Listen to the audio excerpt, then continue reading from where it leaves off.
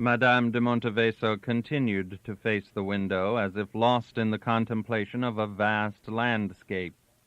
"And you came to look for it here," she said. "I don't think I need to apologize," he said with a movement of annoyance, like a man who has received a home thrust. "Of course, I might have simply gone about my own affairs, which are of some importance to a good many people. My advice to Mr. Latham was to leave Genoa, since he did not seem to have any object in remaining, and seemed to have a half-formed wish to visit Elba. I suggested Leghorn as the best port for crossing over." It was impossible to say whether the woman at the window was listening to him at all. She did not stir. She seemed to have forgotten his existence. But that immobility might have been also the effect of concentrated attention. He made up his mind to go on speaking. His mind, his imagination, seemed very busy with Napoleon. It seemed to me the only reason for his travels. He paused.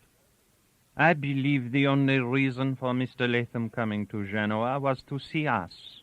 Madame de Monteveso turned round and moved back towards the bergère. She was extremely pale. "I mean father and myself," she explained. "He came to see me the day before yesterday in the morning. I invited him to our usual evening reception. He stayed after everybody else was gone. I asked him to. But my father needed me, and I had to leave Mr. Latham with Monsieur de Monteveso." The doctor interrupted her gently. "I know, madame, I was in the palazzo with the Marquis, in the very room, when he sent for your husband." "I forgot," confessed Madame de Monteveso simply. "But Mr. Latham got back to his inn safely?" "Yes. He was writing letters next day till late in the evening, and seems to have been spirited away in the middle of that occupation." "But people like Mr. Latham are not spirited out of their bedrooms by main force. I advised the servant to wait till 4 o'clock. Then I came straight here." "Till 4 o'clock," repeated Madame de Monteveso under her breath.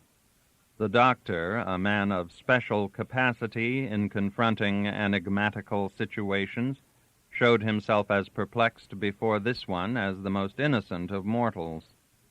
"I don't know. It seems to me that a man who puts on his hat and cloak before vanishing like this must turn up again. He ought to be given a chance to do so, at any rate. He left all his money behind, too. I mean, even to the small change." The glimpse of helpless concern in that man affected Adele with a feeling of actual bodily anguish. She got brusquely out of the bergère and moved into the middle of the room. The doctor, letting go the back of the chair, turned to face her.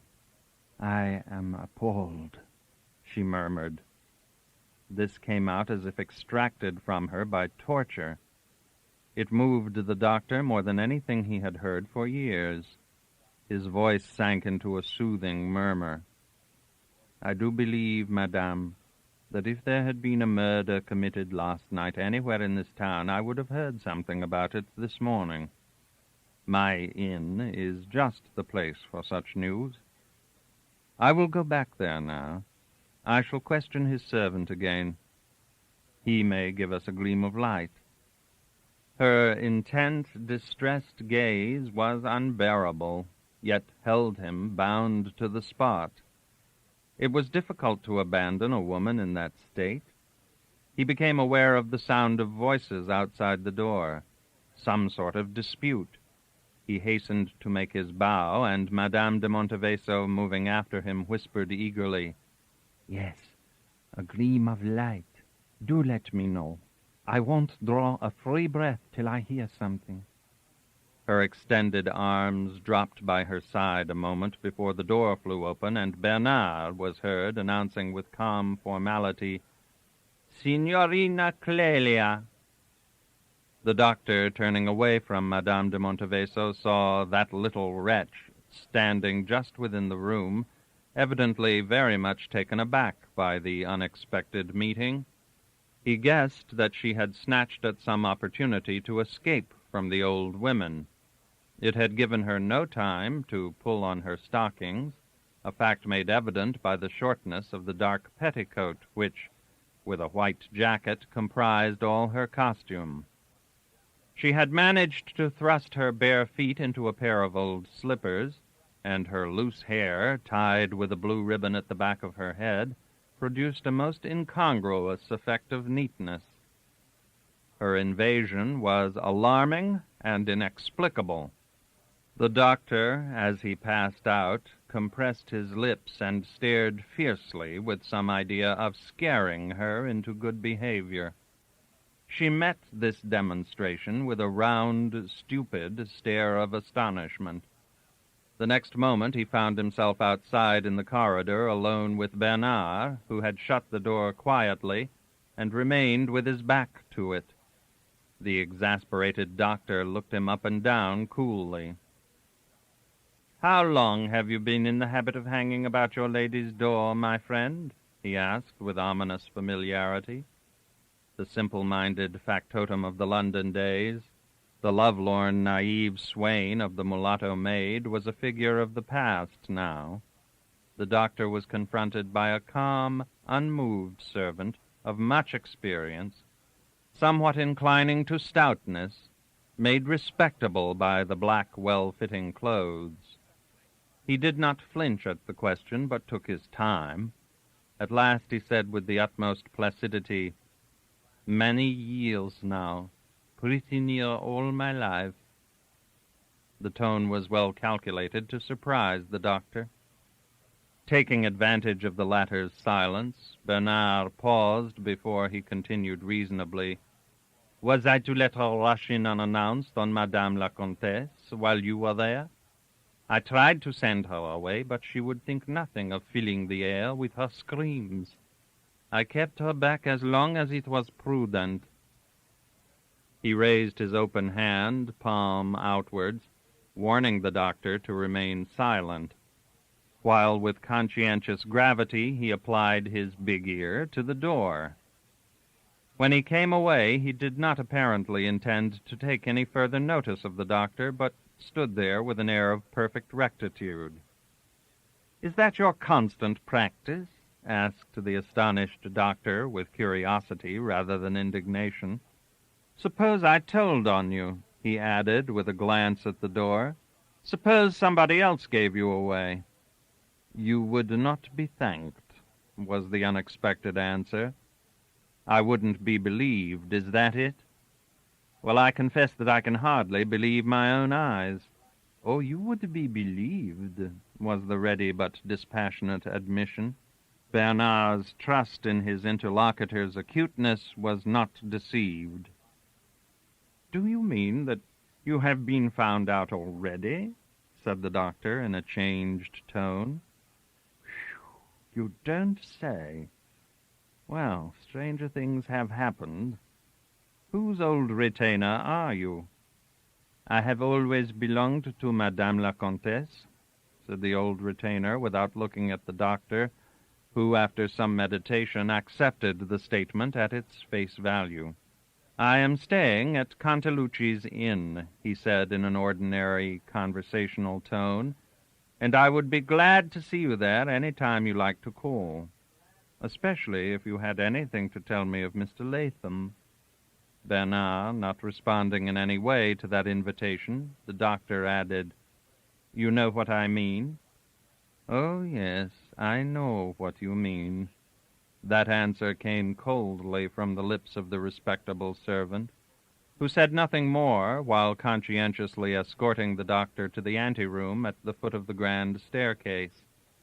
A little bowed old woman in black clothes clung to the balustrade halfway down the marble steps, in the act of descending, while another, taller and upright, hovered anxiously on the landing above. Bernard's scandalized, "Go away! Go back!" sounded irresistibly authoritative. The doctor had no doubt that it would send the two crones back to their lair, but he did not stop to see. Bernard went up the staircase slowly to the first landing, where he watched the retreat of the two weird apparitions down a long and dim corridor. They were very much intimidated by this man in black and with a priestly aspect. One of them, however, made a stand and screamed in an angry, cracked voice, "Where is the child? The child! We are looking for her." "Why don't you take her back to your village and keep her there?" he cried out sternly. "I have seen her. She won't get lost." A distant door slammed. They had vanished as if blown away by his voice, and Bernard, with a muttered afterthought, "More's the pity," continued up one flight of stairs after another, till he reached the wilderness of the garrets that once upon a time had been inhabited by a multitude of servants and retainers. The room he entered was low and somber, with rough walls and a vast bare floor. His wife, Aglaé, sat on the edge of the bed, with her hands in her lap, and downcast eyes which she did not raise at his entrance. He looked at her with a serious and friendly expression before he sat down by her side, and even then she did not move. He took her tragic immobility in silence as a matter of course. His face, which had never been very mobile, had acquired with years a sort of blank dignity. It had been the work of years, of those married years which had crushed the last vestiges of pertness out of the more emotional Aglaé. When she whispered to him, "Bernard, this thing kills me a little every day," he felt moved to put his arm round his wife's waist, and made a mental remark which always occurred to him poignantly on such occasions, that she had grown very thin. In the trials of a life which had not kept its promise of contented bliss, he had been most impressed by the loss of that plumpness which years ago was so much appreciated by him. It seemed to give to that plaint which he had heard before more than once an awful sort of reality, a dreadful precision, a little every day. He took his arm away brusquely and got up. "I thought I would find you here," he remarked in an indifferent marital tone. "That man has gone now," he added. With a deep sigh, the maid of Madame de Monteveso struggled out of the depths of despondency, only to fall a prey to anxiety. "Oh, Bernard, what did that man want with Miss Adele?" Bernard knew enough to have formed a conjecture that that English fellow must have either left some papers or a message for the Marquis with Madame de Monteveso. Part 4. Chapter 1. The Last Chapter. In what seemed to him a very short time, Cosmo found himself under the colonnade separating the town piled upon the hills from the flat ground of the waterside. A profound quietness reigned on the darkly polished surface of the harbor and the long, incurved range of the quays. This quietness that surrounded him on all sides, through which, beyond the spars of clustered coasters, he could look at the night horizon of the open sea, relieved that fantastic feeling of confinement within his own body, with its intolerable tremors and shrinkings and imperious suggestions. Mere weaknesses, all. His desire, however, to climb to the top of the tower, as if only there complete relief could be found for his captive spirit, was as strong as ever. The only light on shore he could see issued in a dim streak from the door of the guard-house, which he had passed on his return from the tower on his first evening in Genoa. As he did not wish to pass near the Austrian sentry at the head of the landing steps, Cosmo, instead of following the quay, kept under the portico at the back of the guard-house. When he came to its end, he had a view of the squat bulk of the tower across a considerable space of flat waste ground, extending to the low rocks of the seashore. He made for it with the directness of a man possessed by a fixed idea. When he reached the iron-studded low door within the deep, dark archway at the foot of the tower, he found it immovable. Locked. How stupid! As if those heavy ship guns up there could be stolen. Disappointed, he leaned his shoulders against the side of the deep arch, lingering as people will before the finality of a closed door or of a situation without issue. His superstitious mood had left him.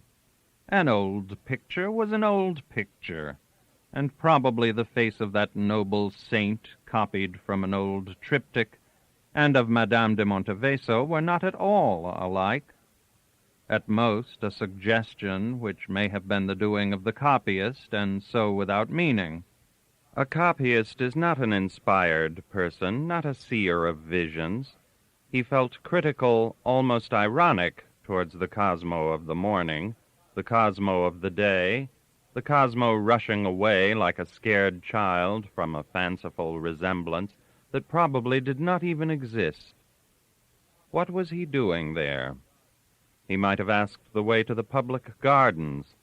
Lurking within the dark archway, muffled up in his blue coat, he was a suspect figure like an ambushed spadassin waiting for his victim, or a conspirator hiding from the minions of a tyrant.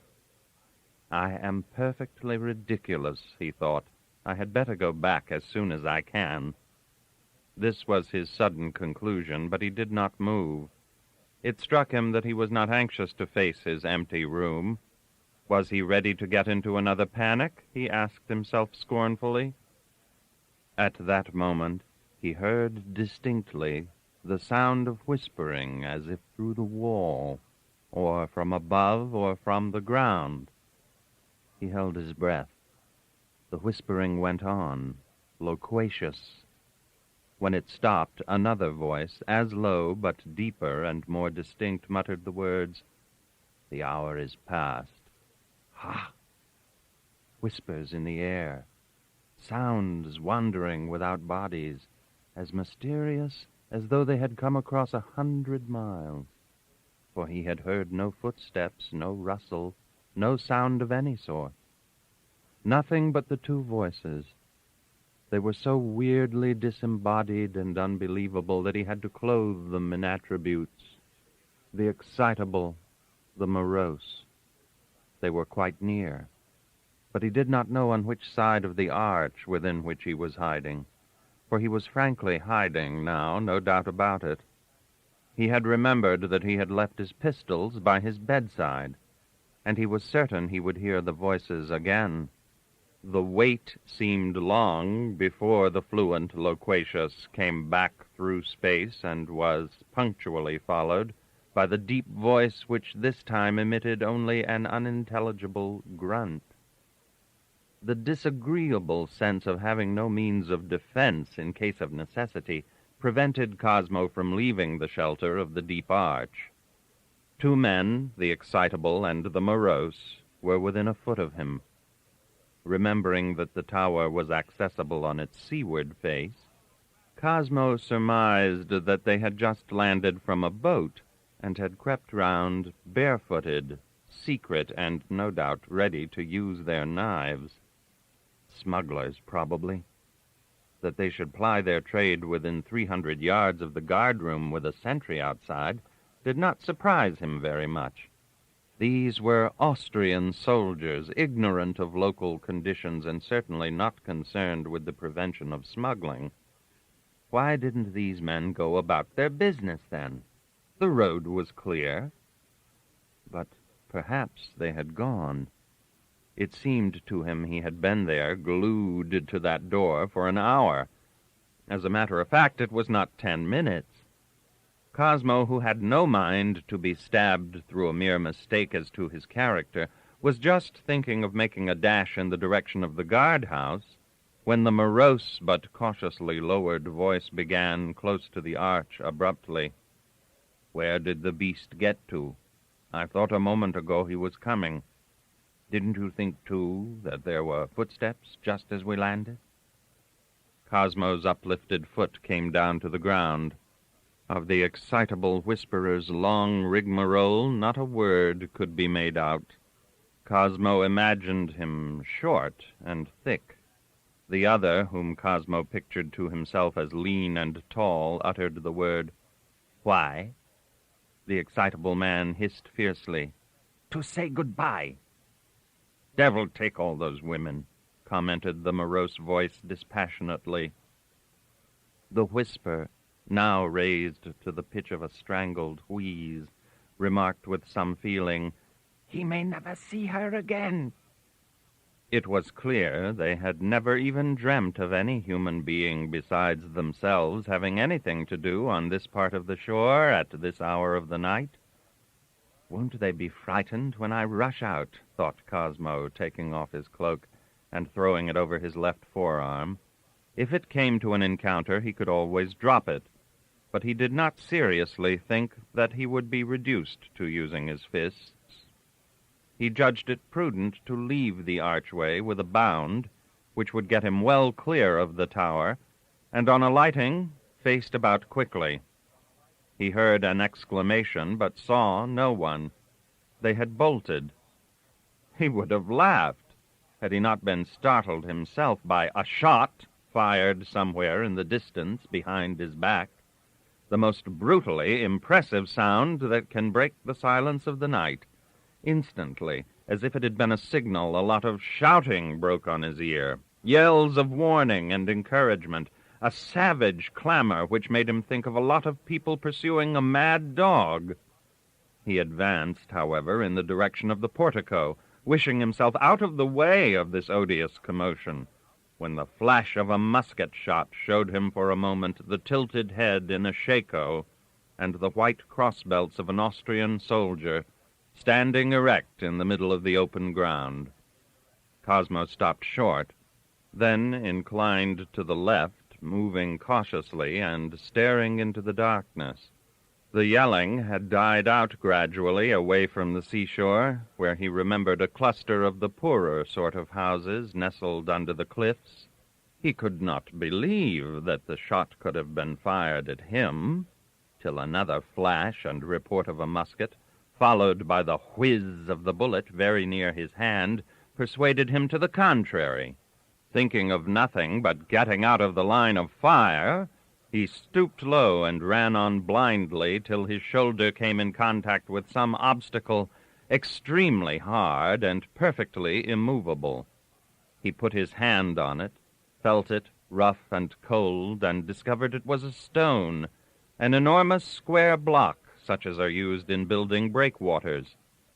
Several others were lying about in a cluster, like a miniature village on a miniature plain. He crept amongst them, spread his cloak on the ground, and sat down with his back against one of the blocks. He wondered at the marvelous eyesight of that confounded soldier. He was not aware that his dark figure had the starry sky for a background. "He nearly had me," he thought. His whole being recoiled with disgust from the risk of getting a musket ball through his body. He resolved to remain where he was, till all that incomprehensible excitement had quieted down, and that brute with wonderful powers of vision had gone away. Then his road would be clear. He would give him plenty of time. The stillness all around continued, becoming more convincing as the time passed in its suggestion of everything being over, convincing enough to shame timidity itself. Why this reluctance to go back to his room? What was a room in an inn, in any house? A small portion of space, fenced off with bricks or stones, in which innumerable individuals had been alone with their good and evil thoughts, temptations, fears, troubles of all sorts, and had gone out without leaving a trace. This train of thought led him to the reflection that no man could leave his troubles behind. Never, never. "It's no use trying," he thought with despair. Why should he go to Livorno? What would be the good of going home? Lengthening the distance would be like lengthening a chain. What use would it be to get out of sight? If I were to be struck blind tomorrow, it wouldn't help me. He forgot where he was till the convincing silence round him crumbled to pieces before a faint and distant shout, which recalled him to the sense of his position. Presently he heard more shouting, still distant but much nearer.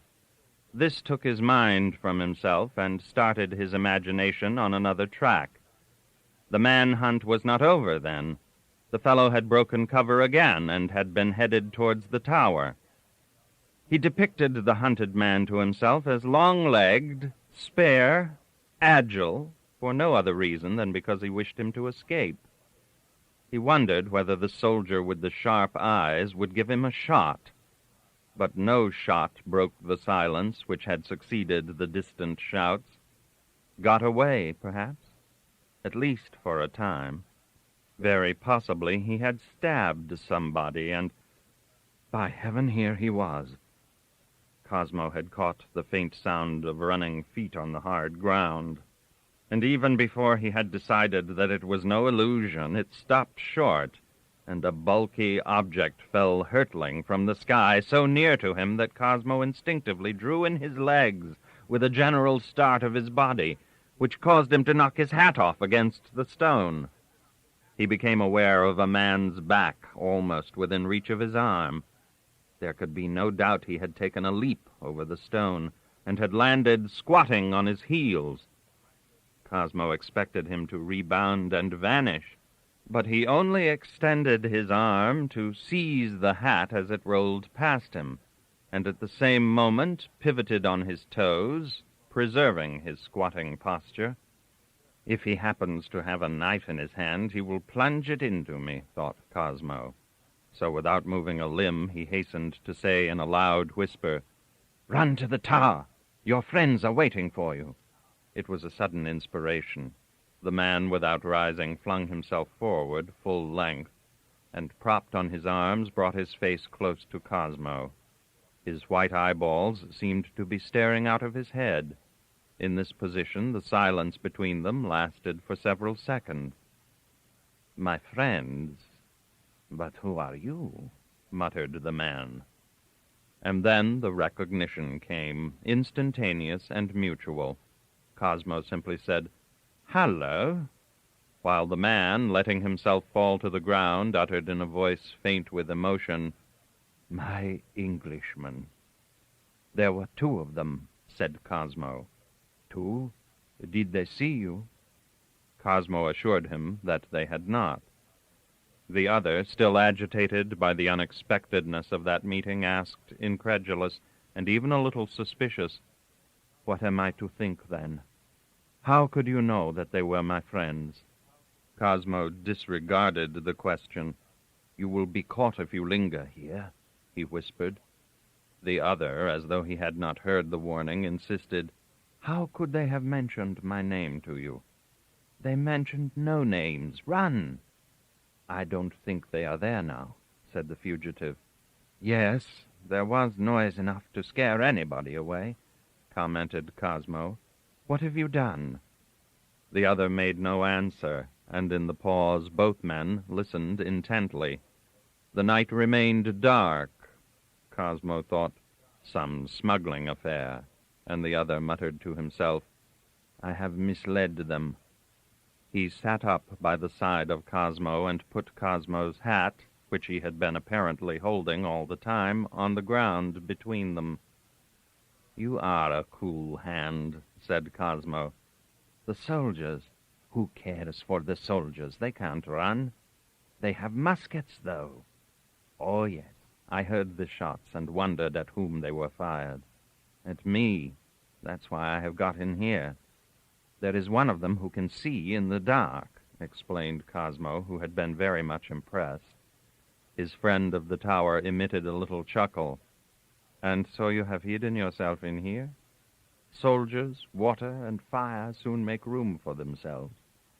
But they did not know who they were after. They got the alarm from that beast. He paused suddenly, and Cosmo asked, "Who was after you?" "One traitor, and God knows how many sbirri. If they had been only 10 minutes later, they would have never set eyes on me." "I wonder they didn't manage to cut you off if they were so many," said Cosmo. "They didn't know. Look, even now I have deceived them by doubling back. You see, I was in a house." He seemed to hesitate. "Oh, yes," said Cosmo, "saying goodbye." The man by his side made a slight movement and preserved a profound silence for a time. "As I have no demon," he began slowly, "to keep me informed about other people's affairs, I must ask you what you were doing here." "Why, taking the air, like that other evening. But why don't you try to get away while there is time?" "Yes, but where?" "You were going to leave Genoa," said Cosmo, "either on a very long or a very deadly journey." Again the man by his side made a movement of surprise and remained silent for a while. This was very extraordinary, as though some devil having his own means to obtain knowledge had taken on himself for a disguise the body of an Englishman, of the kind that travels and stays in inns. The acquaintance of Cosmo's almost first hour in Genoa was very much puzzled and a little suspicious, not as before something dangerous, but as before something inexplicable, obscure to his mind, like the instruments that fate makes use of sometimes in the affairs of men. "So you did see 2 men a little while ago waiting for me?" "I did not see them. They seemed to think you were late," was the surprising answer. "And how do you know they were waiting for me?" "I didn't," said Cosmo naturally. And the other muttered a remark that he was glad to hear of something that Cosmo did not know. But Cosmo continued, "Of course I didn't, not till you jumped in here." The other made a gesture requesting silence, and lent his ear to the unbroken stillness of the surroundings.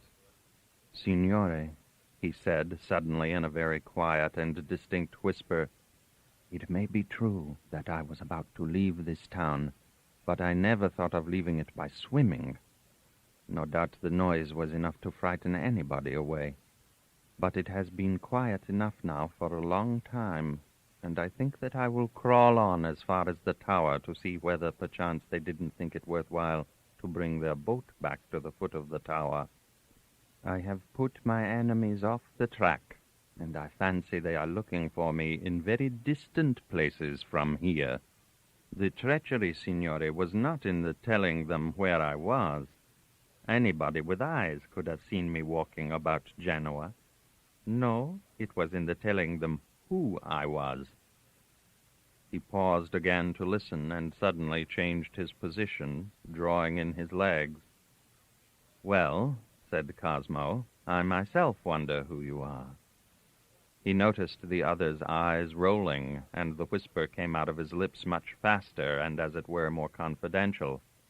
"Attilio, at your service." The mocking whisper fell into Cosmo's ear. "I see the signore is not so much of a wizard as I thought."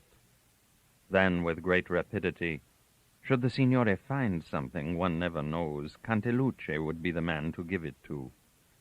And suddenly, with a half-turn, he ran off on all fours, looking for an instant monstrous, and vanishing so suddenly that Cosmo remained confounded. He was trying to think what all this might mean, when his ears were invaded by the sound of many footsteps, and before he could make a move to get up, he found himself surrounded by quite a number of men. As a matter of fact, there were only 4. But they stood close over him as he sat on the ground, their dark figures blotting all view with an overpowering effect. Very prudently, Cosmo did not attempt to rise. He only picked up his hat, and as he did so, it seemed to him that there was something strange about the feel of it. When he put it on his head, some object neither very hard nor very heavy fell on the top of his head. He repressed the impulse to have a look at once. "What on earth can it be?" he thought. It felt like a parcel of papers. It was certainly flat. An awestruck voice said, That's a foreigner. Another muttered, What's this deviltry? As Cosmo made an attempt to rise with what dignity he might, the nearest of the band stooped with alacrity and caught hold of his arm above the elbow as if to help him up with a muttered, Permesso, signore. And as soon as he regained his feet, his other arm was seized from behind by someone else without any ceremony. A slight attempt to shake himself free convinced Cosmo that they meant to stick on. Would it be an accomplice? Wondered a voice. No, look at that hat. That's an Englishman. So much the worse. They are very troublesome. Authority is nothing to them. All this time, one or another would take a turn to peer closely into Cosmo's face, in a way which struck him as offensive. Cosmo had not the slightest doubt that he was in the hands of the municipal sbirri. That strange Attilio had detected their approach from afar. He might have given me a warning, he thought. His annoyance with the fugitive did not last long, but he began to be angry with his captors, of which every one, he noticed, carried a cudgel. What authority have you to interfere with me? He asked haughtily. The wretch who was holding his right arm murmured judiciously, An Inglese, without a doubt. A stout man in a wide-brimmed hat who was standing in front of him grunted, The authority of 4 against 1, then addressed his companions to the general effect that he didn't know what the world was coming to if foreigners were allowed to mix themselves up with conspirators. It looked as if they had been at a loss what to do with their captive. One of them insinuated, I don't know. Those foreigners have plenty of money and are impatient of restraint. A poor man may get a chance. Cosmo thought that probably each of them was provided with a stiletto. Nothing prevented them from stabbing him in several places, weighting his body with some stones from the seashore, and throwing it into the water. What an unlucky reputation to have. He remembered that he had no money with him. The few coins he used to carry in his pocket were lying on his mantelpiece in the bedroom at the inn. This would have made no difference if those men had been bandits, since they would not be aware of the emptiness of his pockets. I could have probably bribed them to let me go, he thought, after he had heard the same man add with a little laugh, I mean obliging poor men. Those English signori are rich and harmless. Cosmo regretted more than ever not being able to make them an offer. It would have been probably successful, as they seemed to be in doubt what to do next. He mentioned he was living at the Casa Graziani. If one of you will go with me there, you shall be recompensed for your trouble.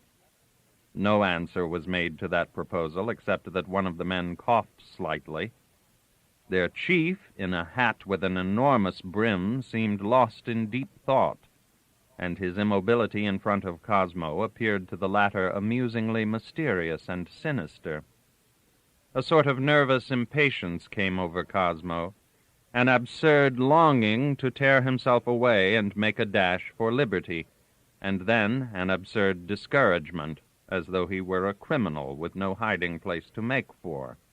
The man in the big hat jerked up his head suddenly and disclosed the irritable state of his feelings at the failure of getting hold of that furfante. As to that Englishman, he continued in his rasping voice, not corresponding to his physical bulk, let him be taken to the guard-room. He will have to show his papers. Cosmo was provoked to say, Do you expect a gentleman to carry his papers with him when he goes out for a walk? He was disconcerted by an outburst of laughter on 3 sides of him. The leader in the hat did not laugh. He only said bitterly, We expect papers from a man we find hiding. Well, I have no papers on me, said Cosmo, and immediately, in a sort of mental illumination, thought, except in my hat. Of course, that object reposing on the top of his head was a bundle of papers, dangerous documents. Attilio was a conspirator, obviously. The mysterious allusion to something he was to find and hand over to Cantalucci became clear to Cosmo. He felt very indignant with his mysterious acquaintance. Of course, he couldn't foresee I was going to get into this predicament, he thought, as if trying to find an excuse for him already. Avanti, commanded the man in front of him. The grip on his arm of the two others tightened. Resistance was no use, though he felt sorely tempted again to engage in a struggle. If only he could free himself for a moment, dash off into the darkness, and throw that absurd packet away somewhere before they caught him again. It was a sort of solution, but he discovered in himself an unsuspected and unreasoning loyalty. No, somebody would find it and take it to the police, he thought. If we come near the quay, I may manage to fling it on the water. He said with lofty negligence, "You needn't hold my arms." This suggestion was met by a profound silence. Neither of the men holding him relaxed his grasp. Another was treading close on his heels, while the police hound in the big hat marched a couple of paces in front of him, importantly. Before long, they approached the guardhouse, close enough for Cosmo to see the sentry at the foot of the steps, who challenged them militarily. The sbirro in the hat advanced alone and made himself known in the light streaming through the door. It was too late to attempt anything, as he was impelled by his two captors inside the guardroom, which was lighted by a smoky lamp and also full of tobacco smoke. Cosmo thought, "I am in for it. What a horrible nuisance. I wonder whether they will search me." At Cosmo's entrance, with his escort, several soldiers reclining on the floor raised their heads. It was a small place, which may have been used as a store for sails or cordage. The furniture consisted of one long bench, a rack of muskets, a table, and one chair. A sergeant sitting on that chair rose and talked with the head sbirro for a time in a familiar and interested manner about the incidents of the chase before he even looked at Cosmo. Cosmo could not hear the words. The sergeant was a fine man with long black mustaches and a great scar on his cheek. He nodded from time to time in an understanding manner to the man in the hat, whom the light of the guard-room disclosed as the possessor of very small eyes, a short, thick beard, and a pear-shaped yellow physiognomy, which had a pained expression. At the suggestion of the sbirri, they had let him go.